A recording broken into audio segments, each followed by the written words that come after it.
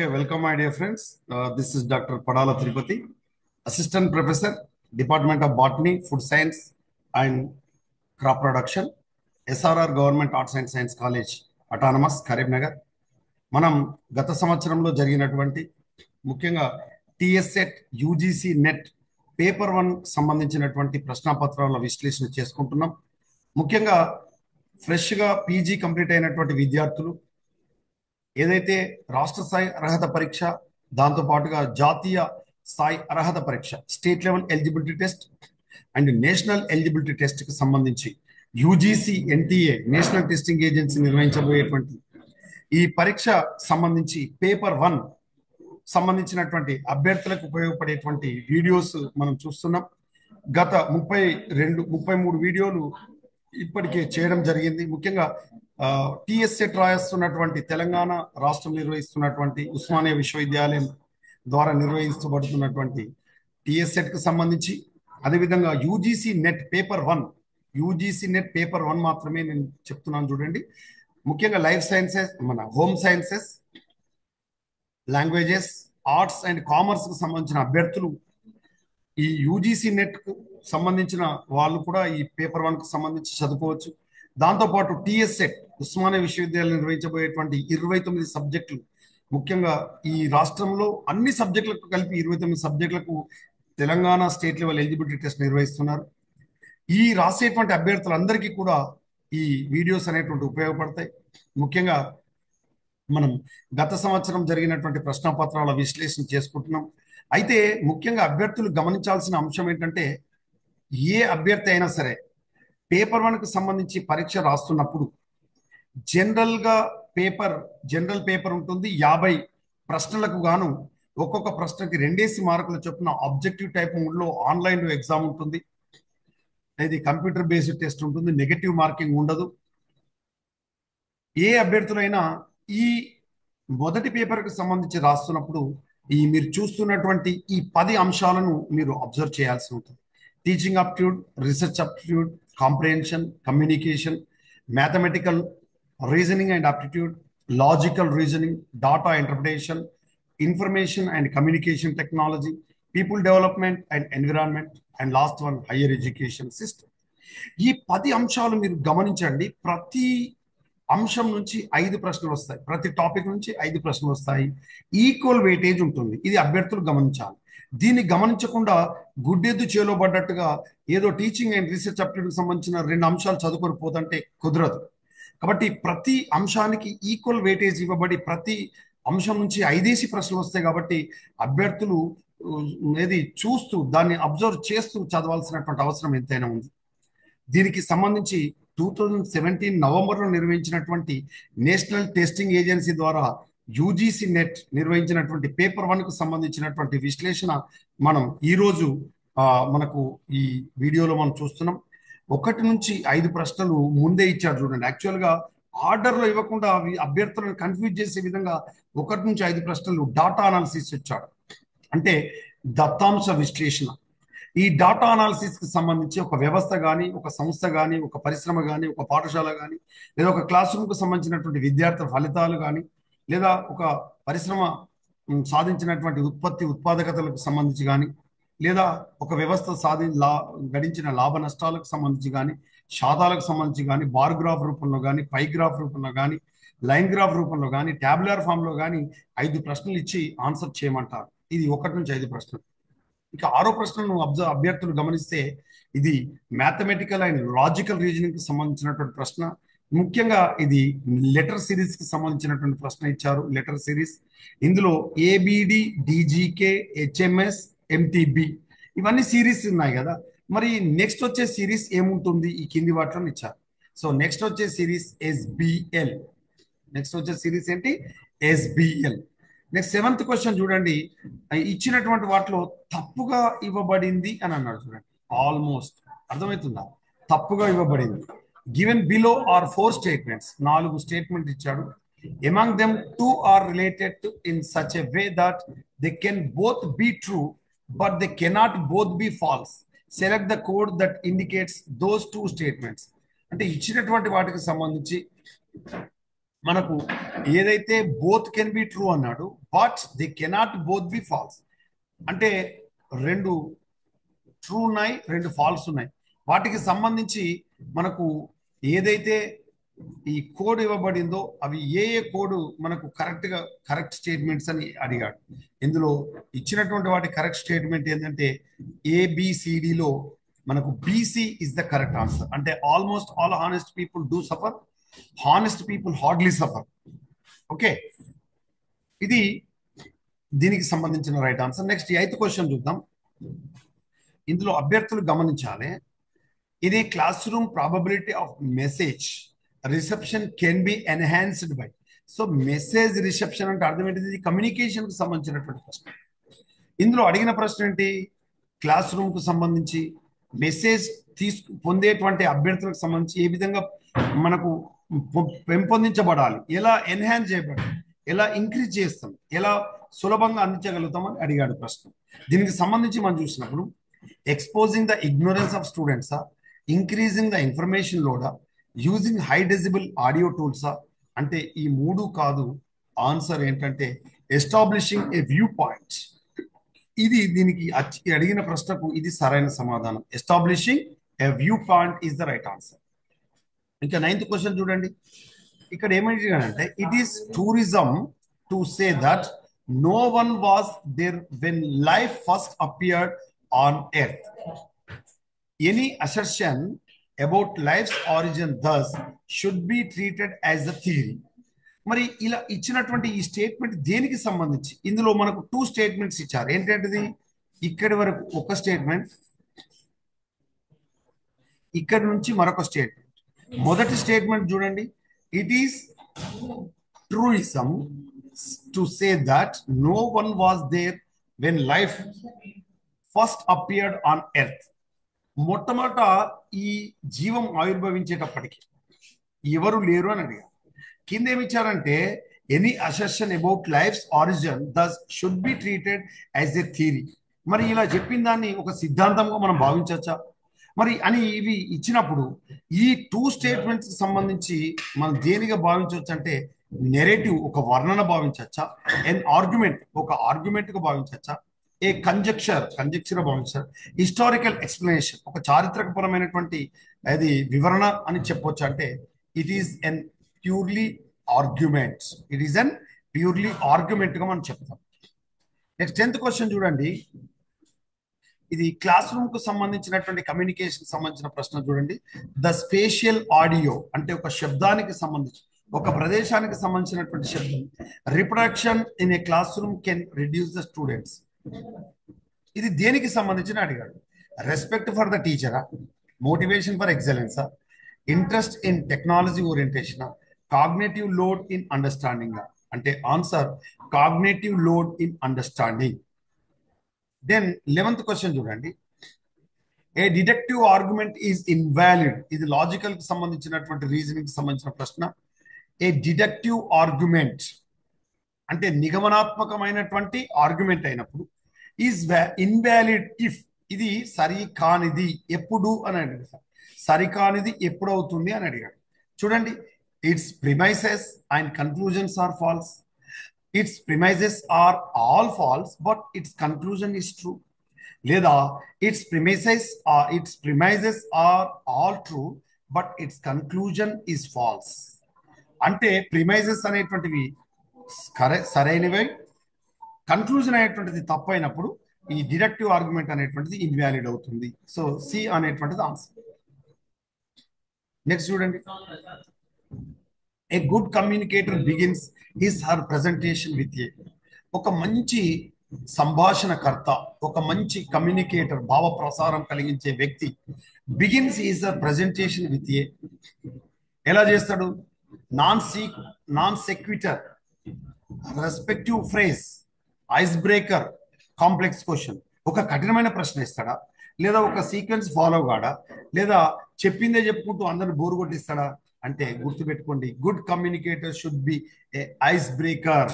అంటే మొత్తం అందరినీ తన వైపు తిప్పుకునే విధంగా ఆ కాంటెస్ట్ కు సంబంధించిన అంశాన్ని అక్కడ విద్యార్థుల నుంచి లేదా అక్కడ ఆ క్లాస్ రూమ్ ఉండేటువంటి వివిధ గ్రూప్లో అభ్యర్థుల నుంచి తన వైపు తిప్పుకొని ఐస్ బ్రేకింగ్ సెషన్ చేసి కాంటెక్స్ట్కి వెళ్ళిపోతాడు. So that is the good communicator aspect అనమాట. నెక్స్ట్ ఇది కోడ్కు సంబంధించి ముఖ్యంగా ఇక్కడ ఏమిచ్చారంటే in a certain code covalent అనేటువంటి code is code as BWPDUOFM అని ఇచ్చారు. ఏమిచ్చారు? కోవలెంట్ ను BWPDUOFM ఇచ్చారు. The code of elephant will be, మరి అప్పుడు కోవలెంట్ కు BWPDUOFM ఇచ్చినప్పుడు ఎలిఫెంట్ ను ఏ విధంగా రాయొచ్చు, ఏ విధంగా కోడ్ చేయొచ్చు అని అడిగాడు. అంటే మనం దీనికి సబ్స్ట్రాక్షనా, అడిషనా, మల్టిప్లికేషనా మనం చేయడం ద్వారా కరెక్ట్ ఆన్సర్ వస్తుంది. చూడండి, ఎలిఫెంట్ కు మనం రాయాల్సినటువంటి కోడ్ ఏంటంటే QFMFUOBI. ఇది లెటర్ సిరీస్ కి సంబంధించి ప్రశ్న మనం చూస్తున్నాం. ఈ లెటర్ సిరీస్ లో 1, 6, 15, 28, 45 the next term will be, దీని తర్వాత నెక్స్ట్ ఏం వస్తుంది? 66 వస్తుంది. అంటే మీరు అభ్యర్థులు గమనించాలి, ఒక లెటర్ సిరీస్ క్వశ్చన్ డెఫినెట్ గా ఉంటుంది, ఒక నంబర్ సిరీస్ క్వశ్చన్ డెఫినెట్ గా ఉంటుంది, ఒక డాటా ఇంటర్ప్రిటేషన్ డెఫినెట్ గా ఉంటుంది. కాబట్టి మీరు బ్లైండ్ గా ఈ ప్రీవియస్ వీడియోస్ కానీ ప్రీవియస్ పేపర్ను మీరు అనలైజ్ చేస్తే అలాంటి క్వశ్చన్ ఖచ్చితంగా పడుతుందని దానికి ఆన్సర్ మీరు చేయడానికి సిద్ధంగా ఉంటారు. ఇది అభ్యర్థులు గమనించాలి. ఇక నెక్స్ట్ చూడండి, 15th question. Ajay is a friend of Rakesh. Ajay అనేటువంటి వ్యక్తి రాకేష్ యొక్క మిత్రుడు. అప్పుడు pointing to an old man Ajay asked Rakesh who is he. Ajay అనే వ్యక్తి ఆ ముసలాయనను చూపిస్తూ రాకేష్ని అడిగాడు, ఎవరి ముసలాయన అని. ఓల్డ్ మ్యాన్ అంటే ముసలాయన అంటే కదా, లేదా వృద్ధుడు ఎవరు, లేదా పెద్ద ఆయన, మనం మంచి భాషలో వాడాలంటే ఈ పెద్ద ఆయన ఎవరని. అప్పుడు రాకేష్ చెప్తున్నాడు, Rakesh said his son is my son's uncle. అలా కొడుకు నా కొడుకు యొక్క మామ అని చెప్పాడు. మళ్ళీ చెప్తున్నాం, ఏంటి? His sun is my son's uncle. ఆ ముసలాయన ఏమని చెప్పాడు? నా కొడుకు యొక్క మామకు, నా కొడుకు యొక్క నా కొడుకు ఈ son is my son's uncle. అతను ఏమని చెప్తున్నాడు? వాళ్ళ కొడుకు నా కొడుకు యొక్క మామ అని చెప్పాడు. అప్పుడు the old man is related to Rakesh. అప్పుడు ఓల్డ్ మ్యాన్ రాకేష్కి ఏమవుతుంది? అప్పుడు ఆన్సర్ ఫాదర్ అవుతాడు. So this is blood relation, రక్త సంబంధాలకు సంబంధించినటువంటి ప్రశ్న. ఇలాంటి ప్రశ్నలు ఖచ్చితంగా ఒక ప్రశ్న అడుగుతాడు, లేదా ఆ ఒక వ్యక్తిని చూపిస్తూ వాళ్ళ నాన్న వాళ్ళ తమ్ముని వాళ్ళ భార్య వాళ్ళ మనుమడు ఈ వ్యక్తికి ఏమవుతాడు అని అడుగుతాడు. ఇట్లా కంపల్సరీ క్వశ్చన్ ఉంటుంది. దీన్ని మనం సీక్వెన్స్ గా రాసుకుంటే ఈజీగా ఆన్సర్ చేయగలం. 16th క్వశ్చన్ చూడండి.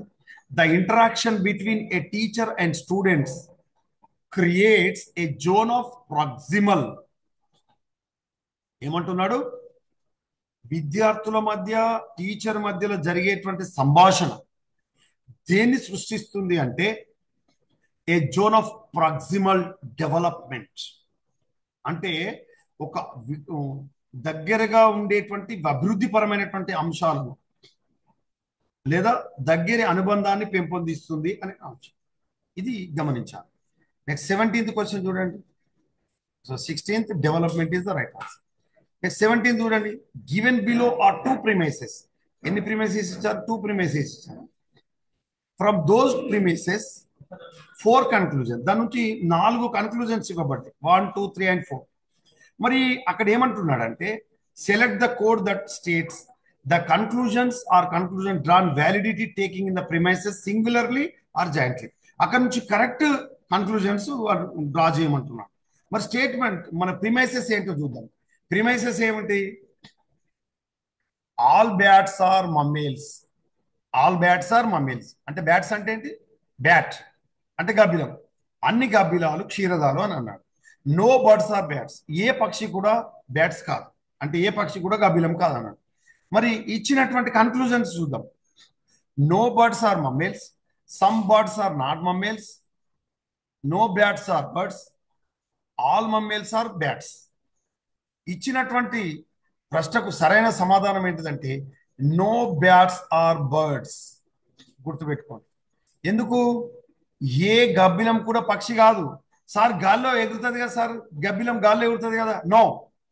పక్షులు గాల్లో ఎగురుతాయి అనేది ఎంత సత్యమో, ఎగిరే గాలిలో ఎగిరేవన్నీ పక్షులు కావు అనేది అంతే సత్యం. ఈ ఈ ఈ స్టేట్మెంట్ అభ్యర్థులు గమనించాలి. కాబట్టి నో బ్యాట్స్ ఆర్ బర్డ్స్. ఎందుకు? బ్యాట్ గాల్లో ఎగిరినంత మాత్రాన అది పక్షులు కావు. ఎందుకు? బ్యాట్స్ అనేటువంటివి generally they are belongs to mammals, ఇవి పాలిచ్చే జంతువు. కాబట్టి రైట్ ఆన్సర్ ఏంటిది? No bats are birds. అంతేకాకుండా గుర్తుపెట్టుకోండి, గాల్లో ఎగిరేవన్నీ కూడా పక్షులు కాదు. ఎందుకు? హనీబీస్ ఎగురుతాయి, తుమ్మెదలు ఎగురుతాయి, సీతాకోక చిలుకలు ఎగురుతాయి. కాబట్టి గాల్లో ఎగిరేవన్నీ పక్షులు కాదు. ఎట్ ద సేమ్ టైం ఇక్కడ కూడా గమనించండి, no bats are birds. Next 18th question చూడండి. A postman walk 20 minutes straight. ఇది దిశలకు సంబంధించిన ప్రశ్న. అంటే ఒక పోస్ట్ మ్యాన్ ఏం చేసిండు? స్ట్రేట్ గా,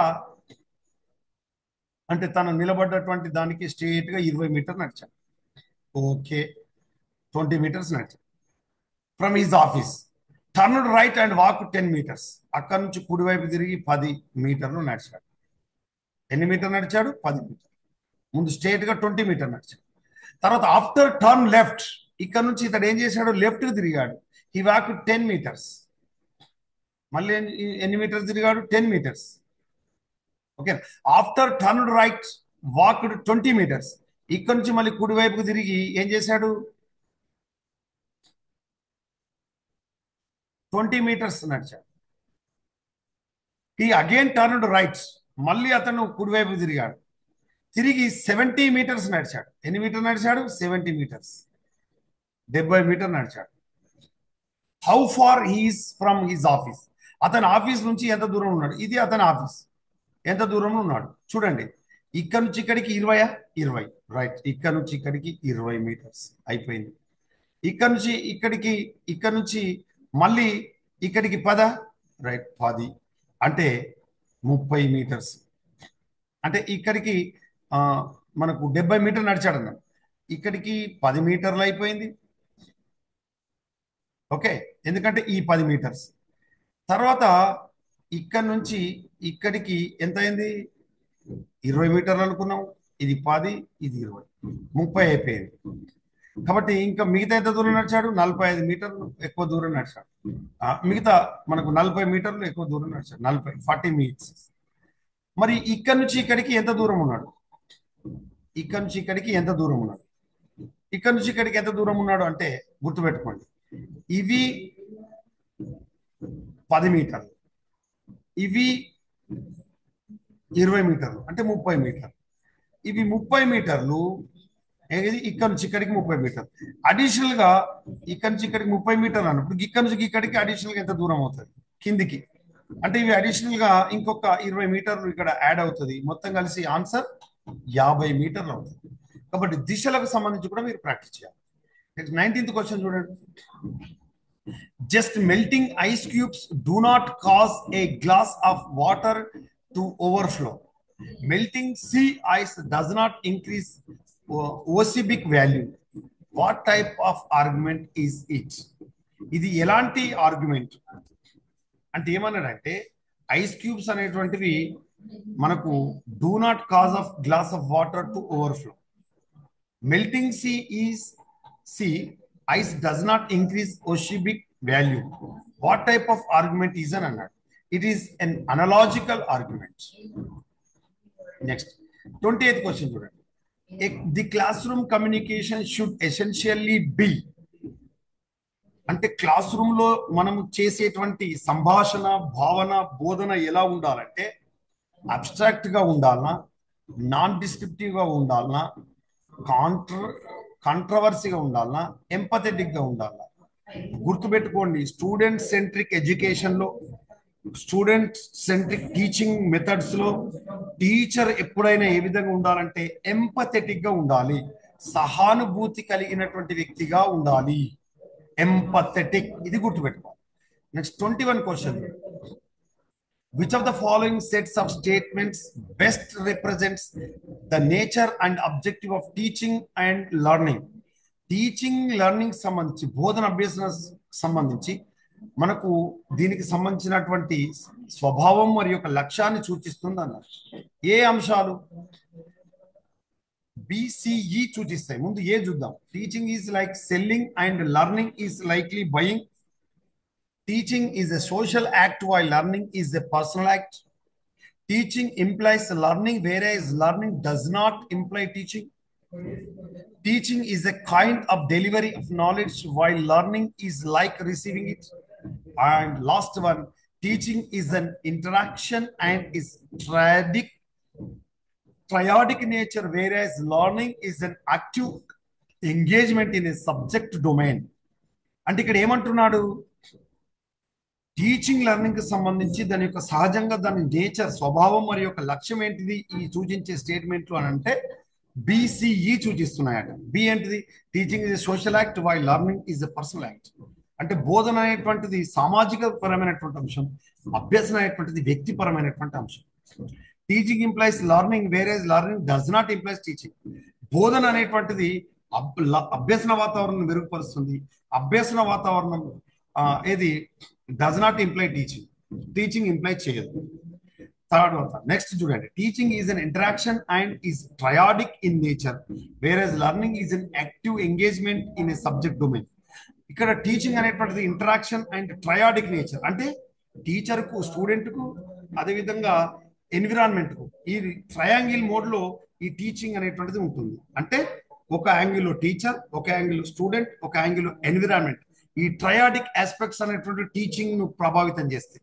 కానీ లర్నింగ్ అనేటువంటిది it is active engagement in a subject domain, అంటే వ్యక్తిగతానికి సంబంధించింది, సబ్జెక్ట్ కి సంబంధించి, అంటే వ్యక్తికి, పర్సనల్ వ్యక్తికి సంబంధించి. ఇక నెక్స్ట్ 22కు సంబంధించి మనం చూసినప్పుడు, from the list given below identify the learner characteristics which would facilitate teaching learning system to become effective. Choose the correct code to indicate your answer. అంటే ఇక్కడ ఏమడుగుతున్నారంటే ముఖ్యంగా ఈ అభ్యాసంకు సంబంధించినటువంటి లక్షణాలు అడిగినప్పుడు which would facilitate teaching learning system, అంటే బోధన అభ్యసన వాతావరణాన్ని, మనకు అభ్యసన వ్యవస్థలో ఎఫెక్టివ్గా ఉండాలంటే ఈ కింద ఇవ్వబడినటువంటి ఏ కోడ్స్ అనేటువంటివి కరెక్ట్గా మనకు సూచిస్తున్నాయని అడిగాడు. ఇందులో మొదటి చూడండి, ప్రయర్ ఎక్స్పీరియన్స్ ఆఫ్ లెర్నర్. కాబట్టి అభ్యాసకునికి సంబంధించినటువంటి పూర్వానుభవం అనేటువంటిది పనిచేస్తుంది. నెక్స్ట్ సి చూడండి, ఆప్టిట్యూడ్ ఆఫ్ ద లెర్నర్. అభ్యాసకుని యొక్క అభిరుచి అనేటువంటిది చాలా ప్రభావితంగా పనిచేస్తుంది.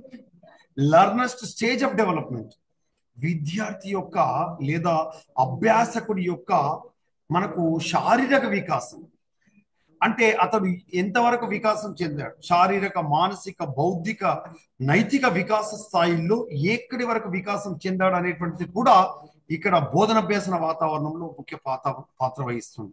ఒక 4వ తరగతి విద్యార్థిని తీసుకెళ్లి ఒక గ్రాడ్యుయేట్ లెవెల్లో లేదా హైయర్ ఎడ్యుకేషన్ సంబంధించి అంశం మనం బోధించలేదు. అది చాలా కష్టంతో కూడుకున్నటువంటి విధానం. ఎందుకు? Because of the child psycho social development అనేటువంటిది జరగదు. అంతేకాకుండా at the same time the physical development is also not appears at the time. కాబట్టి అభ్యర్థులు గమనించాలి. తర్వాత 23కి సంబంధించిన క్వశ్చన్ మనం గమనించినప్పుడు, in finalizing a thesis writing format which of the following would form part of supplementary pages. ఎప్పుడైనా ఒక థీసిస్ మనం రాస్తున్నప్పుడు ఆ థీసిస్ కి సంబంధించి సప్లిమెంటరీ పేజెస్ అనేటువంటిది ఎక్కడ ఉంటాయని అడుగుతున్నారు. అంటే థీసిస్ లో ముందుంటాయా, లేదా మధ్యలో ఉంటాయా, లేదా వెనుక భాగంలో ఉంటాయా అని అడుగుతున్నాడు. అక్కడ మనం చూసినప్పుడు టేబుల్ ఆఫ్ కంటెంట్ అంటే మనకు అవి ప్రత్యేకించి ఒక టేబుల్ ఆఫ్ కంటెంట్ ఒక టెబులర్ ఫామ్ లో ఉంటాయా? కన్క్లూజన్స్ ఆఫ్ ది స్టడీ అంటే ఏదైనా ముగింపు వాతావరణం, ముగింపు సంబంధించినటువంటి వ్యాఖ్యలు ఉంటాయా? బిబిలియోగ్రఫీ అండ్ అపెండిసిస్ అంటే ఏదైతే ఒక గ్రంథం రచించిన తర్వాత ఆ గ్రంథానికి సంబంధించినటువంటి అంశాలన్నీ కూడా ఒక చివరి భాగంలో, వెనుక భాగంలో ప్రత్యేకించి అపెండిసిస్ లేదా బిబిలియోగ్రఫీ లేదా ఉప అంశాలుగా ఉంటాయి. ఈ అంశాన్ని అభ్యర్థులు గమనించాలి. Okay, at the same time 24కు సంబంధించినటువంటి క్వశ్చన్ మనం గమనించినప్పుడు ఇందులో మనం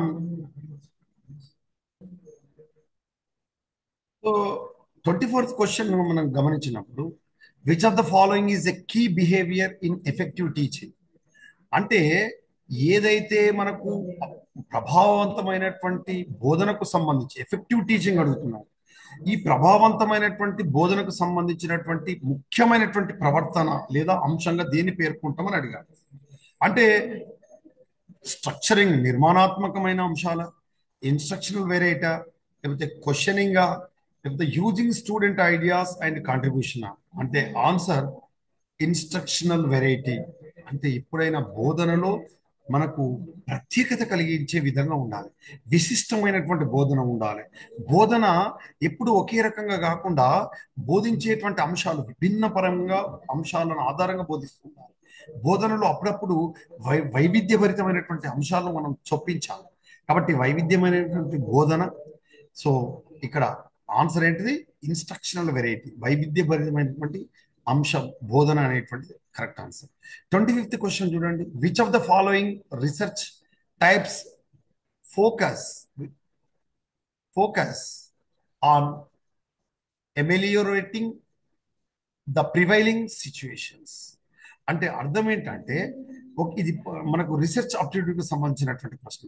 అంటే ఈ కింది వాటిలో ఎలాంటి పరిశోధన ముఖ్యంగా ఒక ఏదైతే ఒక situation ameliorating and prevailing the situation, ఒక ఒక సమస్య లేదా ఒక పరిస్థితి జరిగిన వెంటనే ఇమీడియట్గా దానిపైన మనం చేసేటువంటి పరిశోధనను మనం ఏమంటామంటే యాక్షన్ రీసెర్చ్ అంటాం. తెలుగులో చర్యాత్మక పరిశోధన అంటాం. ఈ యాక్షన్ రీసెర్చ్ అనేటువంటిది ఒక ఇన్స్టిట్యూషన్లో కానీ, ఒక క్లాస్ రూమ్లో కానీ, లేదా ఒక పరిశ్రమలో కానీ, లేదా ఒక వ్యవస్థలో కానీ, లేదా ఒక ప్రభుత్వ ఆఫీసులో కానీ, లేదా ఫర్ ఎగ్జాంపుల్ ఎర్త్ కేక్ వచ్చింది అంటే భూకంపం వచ్చింది. భూకంపం వచ్చిన వెంటనే ఇమీడియట్గా ప్రభుత్వం ఏం చేస్తుందంటే ఆ భూకంపానికి సంబంధించినటువంటి ఎంత మొత్తంలో జరిగింది, సంభవించిన నష్టం, జరిగిన ఆస్తి నష్టం, ప్రాణ నష్టం, దానికి సంబంధించినటువంటి ఇమీడియట్గా రిపోర్ట్ చేయమంటారు. అలాంటి రీసెర్చ్ ఏమంటామంటే మనం యాక్షన్ రీసెర్చ్ అంటే చర్యాత్మక పరిశోధన అని మనం చెప్పుకుంటాం.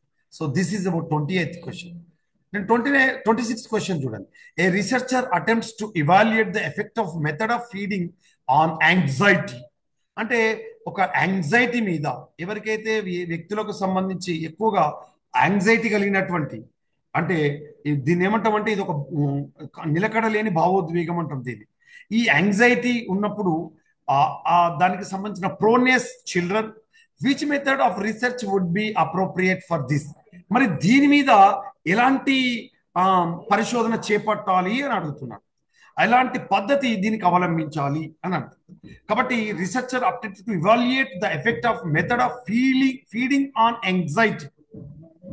దీని ప్రోనెస్ ఆఫ్ చిల్డ్రన్ కు సంబంధించి మనం చూసినప్పుడు ఎక్స్ పోస్ట్ ఫ్యాక్టో మెథడ్ ఏం అవలంబించాలి? ఎక్స్ పోస్ట్ ఫ్యాక్టో మెథడ్ అవలంబించాలి. నెక్స్ట్ 27th క్వశ్చన్ చూడండి. Which of the following is susceptible to the issue of research ethics? Simple గా ఇప్పుడు మనం ఎదుర్కొంటున్నటువంటి సమస్య ఏంటంటే రీసెర్చ్ ఎథిక్స్, పరిశోధన నైతికత అంటున్నాం. ఈ రీసెర్చ్ ఎథిక్స్ కి సంబంధించినటువంటి ససెప్టబుల్ అంటే దానికి అత్యంత ఏది సూక్ష్మగ్రాహ్యత అంటాం, ససెప్టిబిలిటీ. మరి దీని అంశానికి సంబంధించి దేన్ని పేర్కొనవచ్చు అంటే చూడండి, faculty research designer, choice of sampling టెక్నికా, రిపోర్టింగ్ ఆఫ్ రీసెర్చ్ ఫైండింగ్సా, ఇనాక్యురేట్ అప్లికేషన్ ఆఫ్ స్టాటిస్టికల్ టెక్నికా? అంటే answer reporting of research findings అనేటువంటిది దీనికి కరెక్ట్ ఆన్సర్ అని చెప్తాం. నెక్స్ట్ 28th క్వశ్చన్ చూడండి. On the basis of summative test a teacher is interpreting his her students performance in terms of their wellness lifestyle evident in behavior. This will be called as? అంటే ఇక్కడ ఏమడుగుతున్నాడు? ఒక summative test అంటే మనకు మనకు 3 రకాల మూల్యాంకనాలు, diagnostic test అని, summative test అని, formative test అని, ఈ 3 రకాల ఇవాల్యుయేషన్స్ అనేటువంటి ఉంటుంది. ఇక్కడ students performance terms of their wellness life style evident in behaviour అన్నప్పుడు పూర్తిగా స్టూడెంట్ కు సంబంధించి ఎలాంటి క్రైటీరియన్ ఇవాల్యూషన్ మనం ఉపయోగించాలంటే క్రైటీరియన్ రిఫరెన్స్డ్ టెస్టింగ్ ను మనం ఉపయోగిస్తాం ఈ మెథడ్. దీన్ని మనం ఏమని పిలుస్తామంటే క్రైటీరియన్ రెఫరెన్స్డ్ టెస్టింగ్ అన్న. ఓకేనా? దెన్ 29th క్వశ్చన్ చూద్దాం. In which of the following arrangements a wider spectrum of ideas and issues may be made possible? అంటే ఇక్కడ ఏమడుగుతున్నానంటే ఈ wider spectrum of ideas and issues may be made possible A arrangement కి సంబంధించి ఈ కింది వాటిలో అంటే వర్క్ షాప్సా, కాన్ఫరెన్సా, సింపోజియంసా, రీసెర్చ్ ఆర్టికల్ అంటే ఎక్కువ అంటే దీని ఏమంటారు wider spectrum of ideas issues may be made possible. కాబట్టి కాన్ఫరెన్స్ ను మనం ఎగ్జామ్ ఆన్సర్ కరెక్ట్ ఆన్సర్ అని చెప్పుకుంటాం.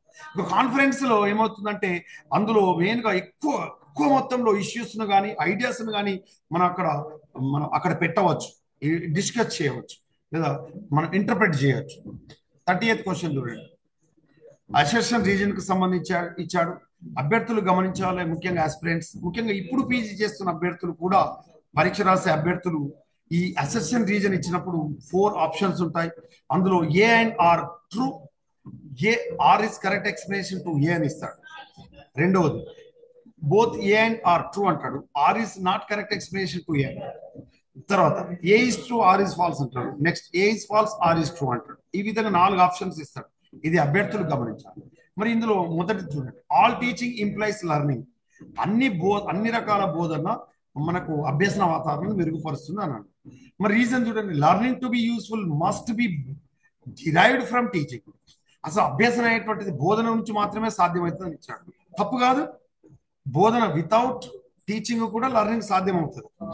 ఎందుకంటే సెల్ఫ్ పేసింగ్ అభ్యర్థి నేర్చుకుంటాడు, పరిశీలన ద్వారా నేర్చుకుంటాడు, అనుకరణ ద్వారా నేర్చుకుంటాడు. కాబట్టి A is true, R is false అనేటువంటిది right answer. Okay right, A is true, R is false is right. Next 31 question, occurrence of natural hazards is affected by. ఇది ఎన్విరాన్మెంట్ కి సంబంధించినటువంటి ప్రశ్న. మరి ఇక్కడ ఏమడిగాడు, నేచురల్ హజార్డ్స్ ఏదైతే ప్రకృతి విపత్తులు ఏవైతే ఉన్నాయో వాటికి సంబంధించి ఏంటంటే ల్యాండ్ యూజ్ చేంజెస్ అంటే మనకు నేలను ఉపయోగించే విధానంలో తేడాలు వచ్చినప్పుడు, డ్రైనేజ్ అండ్ కన్స్ట్రక్షన్, ముఖ్యంగా ఈ మురికి కాలువలకు సంబంధించినటువంటి ఈ నిర్మాణాలకు సంబంధించి కానీ, క్లైమేట్ చేంజ్ ప్రకృతి మార్పులకు లోనైనప్పుడు అంటే పర్యావరణం మార్పులకు లోనైనప్పుడు ఈ నేచురల్ హజార్డ్స్ అనేటువంటివి మనకు ఎఫెక్ట్ కావడం అనేటువంటి జరుగుతుంది. వీటి వల్ల land use changes, drainages and constructions, నిర్మాణ రంగం వల్ల కానీ, డ్రైనేజీల వల్ల కానీ, ల్యాండ్ విపరీతంగా విస్తృతంగా పనికిరాని యోగ్యంగా వినియోగించడం వల్ల కానీ, పర్యావరణ మార్పులకు లోనైనప్పుడు కానీ ఈ పర్యావరణ విపత్తులు, నేచురల్ హజార్డ్స్ జరగడానికి అవకాశం అనేటువంటి ఉంటుంది. నెక్స్ట్ చూడండి, ఇది కంప్యూటర్కి సంబంధించి ఐసీటీకి సంబంధించిన ప్రశ్న. What is the name of A web page address? ఒక వెబ్ పేజ్ కి సంబంధించిన అడ్రస్ ఏంటంటే దాన్ని మనం ఏమంటామంటే యూఆర్ఎల్ అంటాం, యూనివర్సల్ రిసోర్స్ లొకేటర్ అంటారు. దీని పూర్తి పేరు ఏంటిది?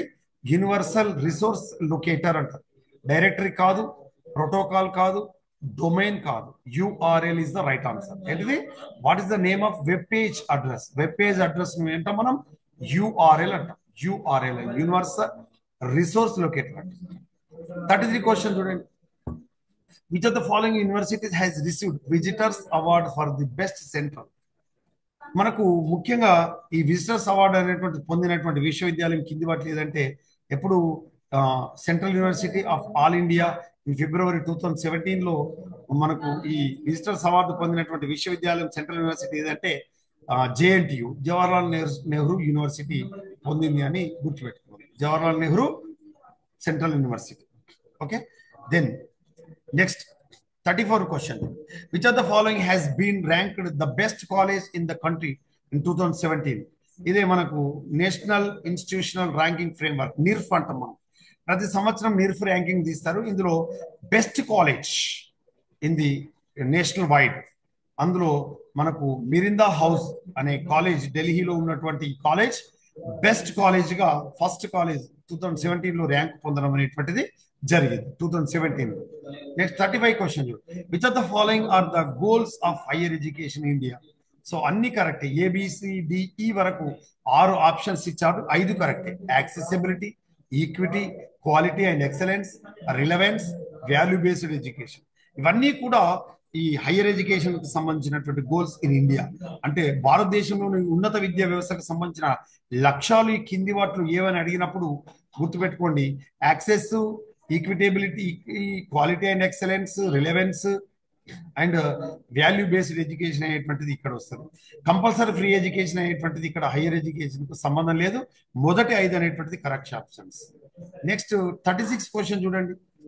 Among the following fuels of energy which is the most environment friendly? మనకి ఇచ్చినటువంటి ఈ నాలుగింట్లో ఎకో ఫ్రెండ్లీ ఉన్నటువంటి ఫ్యూయల్ ఏది అని అడుగుతాం. అంటే మనకు ఇంధనానికి సంబంధించి కంబషన్ కావడానికి మండించేటువంటి ఉపయోగపడే ఇంధనాలు, వాహనాలు ఉపయోగించేటువంటి దానికి సంబంధించి, లేదా మనకు కావలసినటువంటి ఇంధనానికి సంబంధించి ఎనర్జీ రిసోర్స్ సంబంధించి మనం గమనించినప్పుడు ఎకో ఫ్రెండ్లీకి సంబంధించినటువంటి ఫ్యూయల్ ఏది అని అడిగారు. బయోగ్యాస్ కొద్ది వరకు ఎకో ఫ్రెండ్లీ, బట్ అయినప్పటికీ కూడా CNG it is also an eco friendly. Ethanol కొద్ది వరకు ఎకో ఫ్రెండ్లీ, బట్ ఇది మన కంబషన్ అప్పుడు పొగ వస్తుంది. కాబట్టి రైట్ ఆన్సర్ ఏంటిదంటే మనకు ఉపయోగించేటువంటి ఫ్యూయల్స్ లో మనకు హైడ్రోజన్ అనేటువంటిది ఎకో ఫ్రెండ్లీ ఫ్యూయల్ గా మనం చెప్పుకుంటాం.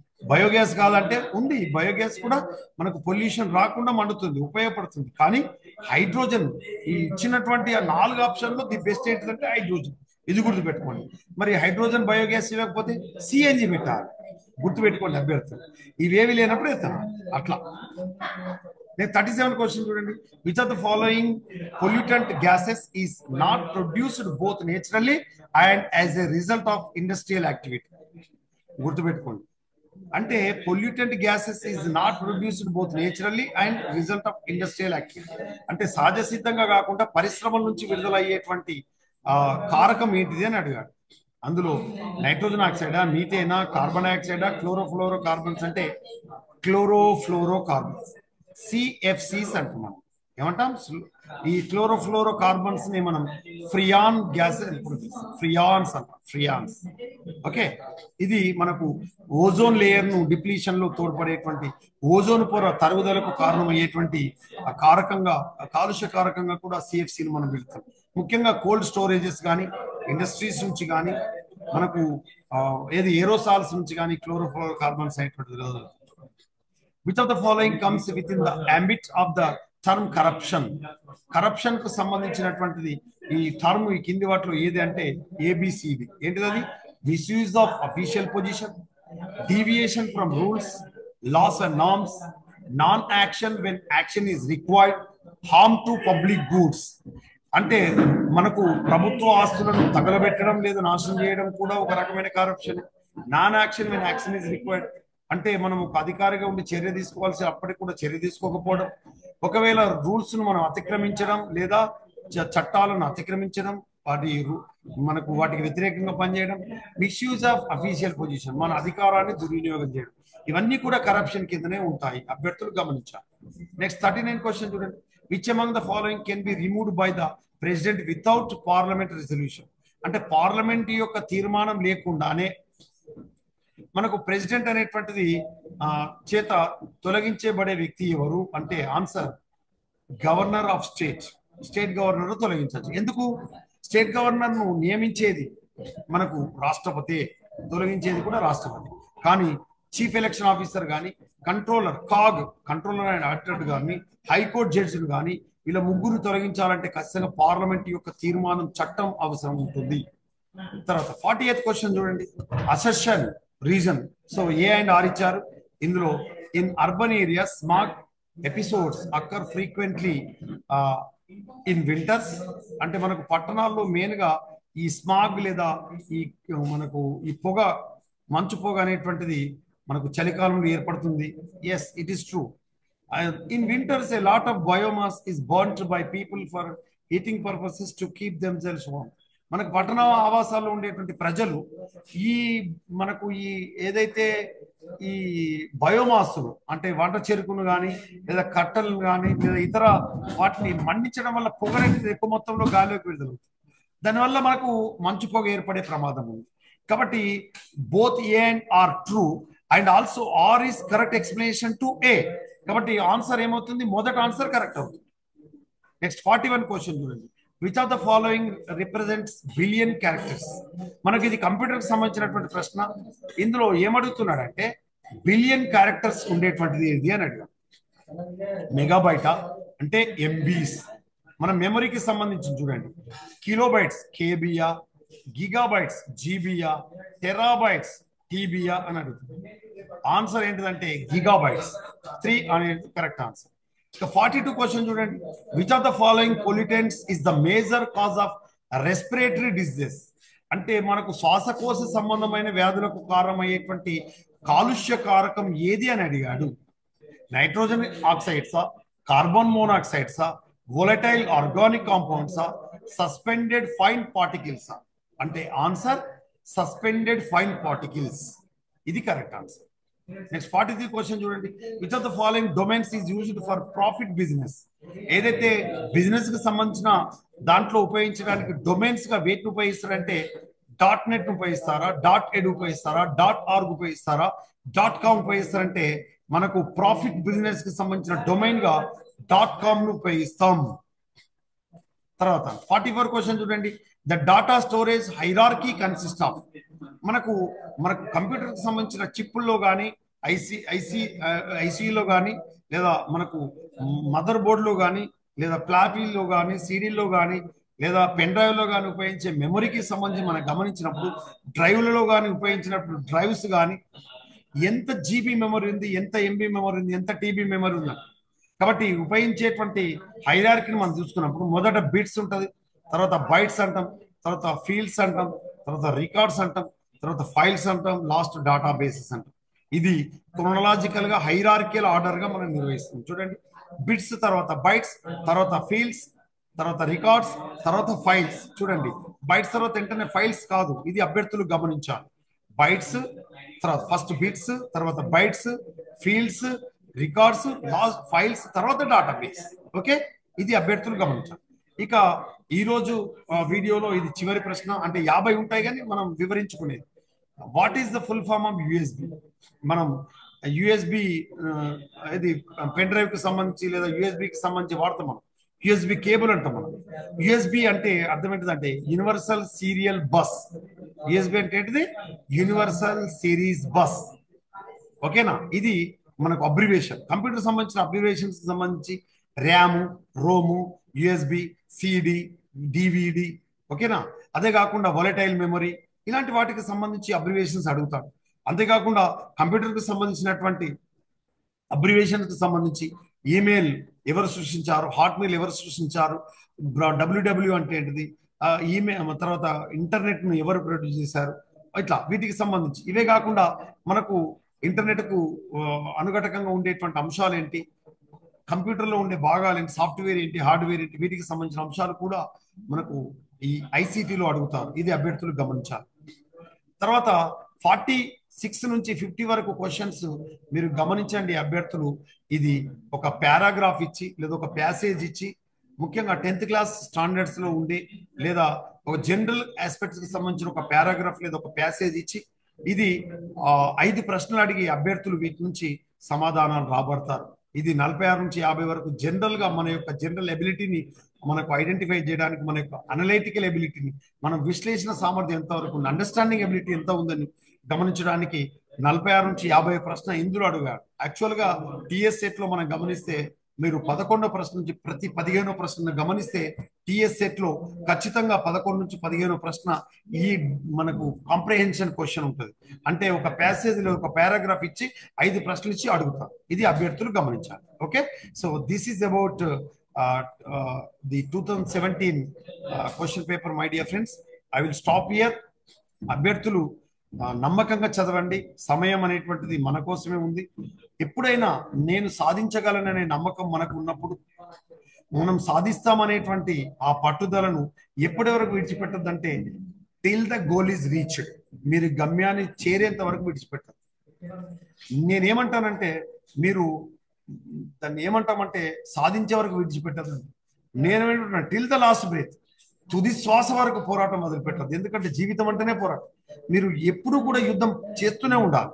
అంటే ఉద్యోగం కోసం కానీ లేదా ఒకటి క్వాలిఫై కావడానికి కోసం కానీ ఈ ఫ్రెష్ అభ్యర్థులు అయితే పీజీ ఇప్పుడు చేస్తున్న అభ్యర్థులు అయితే మీరు ఇప్పుడే ఈ టీఎస్సెట్ అప్లై చేయండి. ఇప్పుడే యూజీసీ నెట్ ప్రతి 6 నెలలకు ఒకసారి నేషనల్ టెస్టింగ్ ఏజెన్సీ నిర్వహించేటువంటి టీఎస్సెట్ ద్వారా రాష్ట్రంలో స్టేట్ లెవెల్ ఎలిజిబిలిటీ టెస్ట్ కానీ ఎన్టీఏ నిర్వహించే UGC NET national testing agency ద్వారా నిర్వహించే university that means university grants commission నిర్వహించేటువంటి నేషనల్ ఎలిజిబిలిటీ టెస్ట్ కు అప్లై చేసి మీ కన్సర్న్ పీజీ సబ్జెక్ట్ లో మీరు క్వాలిఫై కండి 2 సంవత్సరాల తర్వాత మీరు మీ సర్టిఫికేట్ ప్రొడ్యూస్ చేస్తే కూడా వన్స్ మీరు ఎలిజిబుల్ అయితే దట్ ఈస్ పర్మనెంట్.